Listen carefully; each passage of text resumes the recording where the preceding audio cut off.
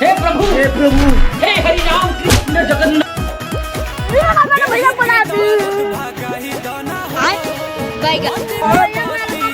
चल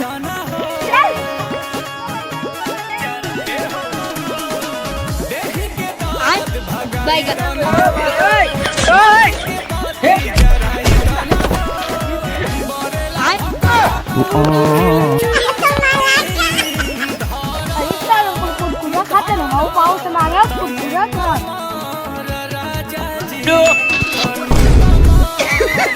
पैसा ही पैसा होगा। ये उठा ले रे दे पैसा दे कुरकुरा खा सारे।